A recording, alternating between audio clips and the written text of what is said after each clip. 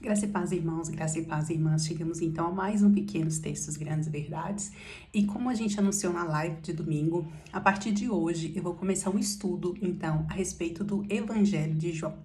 Como vai funcionar? A ideia é que a gente leia um capítulo por dia e todos os dias eu vou postar uma reflexão em cima daquele capítulo. Hoje, então, é a introdução, para que você comece a ler João amanhã.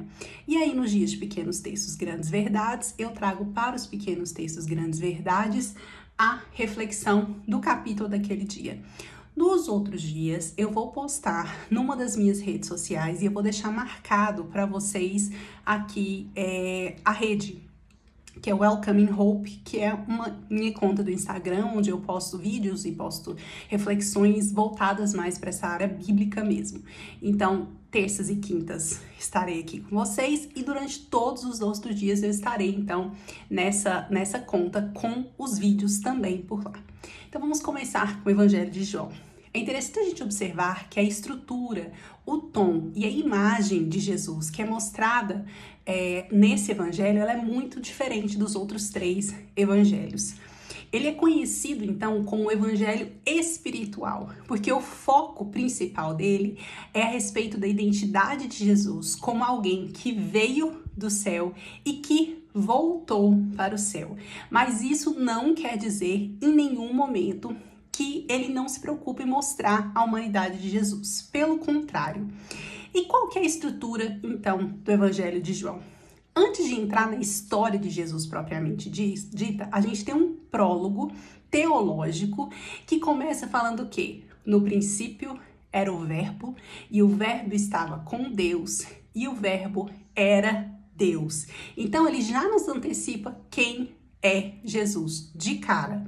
O segundo ponto da estrutura é que o início da vida de Jesus, do seu ministério, é marcado por milagres que são somente nesse evangelho chamado de sinais. Por que sinais? Porque eles apontam para uma realidade mais profunda.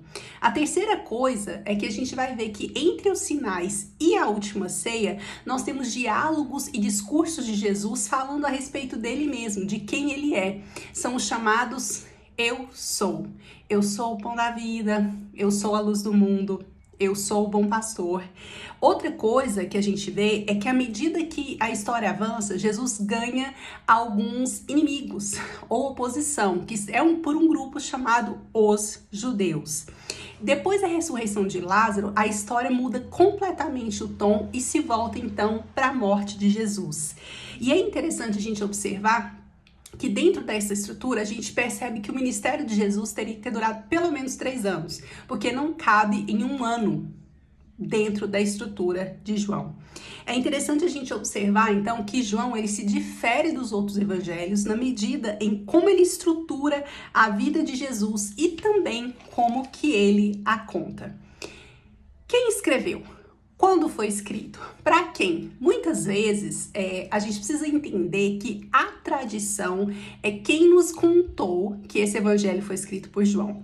Sim, nós temos pistas de quem escreveu o evangelho, mas quando o texto original foi achado, ele não tinha título. Então a gente não sabe ao certo quem escreveu o evangelho. Pode ter sido realmente João, filho de Zebedeu, pode ter sido a comunidade joanina, que eram as pessoas, que se converteram através da vida de João, que caminhavam com João. Então a gente não tem certeza. Quando foi escrito? Geralmente, muitos estudiosos acreditam que esse foi o último evangelho a ser escrito, que Marcos foi o primeiro, com outro evangelho que se perdeu. E aí, então, Mateus e Lucas se basearam em Marcos e nesse outro evangelho, e João se baseava numa fonte diferente. Nós não temos certeza disso. Eu tive um professor no seminário, o Dr. Mark Madison, que inclusive o livro dele é quem está servindo de guia para mim nesse estudo. E ele é um grande estudioso do Evangelho de João, e ele não acredita que ele foi o último a ser escrito. Então, a gente não tem como saber. E por fim, na verdade, essas perguntas de quem, quando, para quem, elas não vão adicionar, não vão fazer muita diferença na mensagem trazida pelo Evangelho. E aí nós temos alguns pontos que são muito importantes da gente observar quando a gente estiver fazendo a leitura. O primeiro ponto é o autor tinha uma visão dualista, então a gente tem muito contraste, luz, trevas, céu, terra, verdade quando Jesus falava, mentira quando seus opositores vinham falar com ele. Outra coisa importante é a questão da oposição por parte dos judeus. Quem eram esses judeus? Nós vamos falar um pouco sobre isso, mas é importante a gente pensar que esses judeus não eram representantes do judaísmo, necessariamente. Porque Jesus muitas vezes afirmou o que dizia o judaísmo, ele veio para cumprir a lei. Segundo ponto, eles não eram os judeus povo, porque muitos se converteram, acreditaram na mensagem. Então nós vamos falar um pouquinho sobre isso, e esse grupo não é tão simples da gente entender como parece. E a terceira coisa importantíssima é que Jesus veio do céu e voltaria para o céu. Ele foi então enviado por Deus para o mundo e ele tinha um relacionamento íntimo com o Pai. E qual que é a mensagem mais importante do livro? Ela está lá em João 20, 30, 31. Os discípulos viram Jesus fazer muitos outros sinais, além do que se encontram registrados neste livro.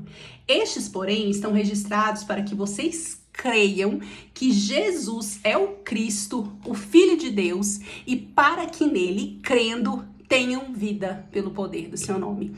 A mensagem central é: Jesus Cristo é o Filho do Deus vivo e todo aquele que nele crê tem a vida eterna. Nós vamos ver, então, durante todo o Evangelho, que essa mensagem ela é sempre martelada e de formas diferentes. Então, eu espero você nessa leitura. Eu vou deixar aqui embaixo onde as mensagens vão ser colocadas nos dias em que eu não tenho pequenos textos, grandes verdades. E a ideia é um capítulo por dia. Um beijo, espero vocês na quinta ou amanhã. Tchau, tchau!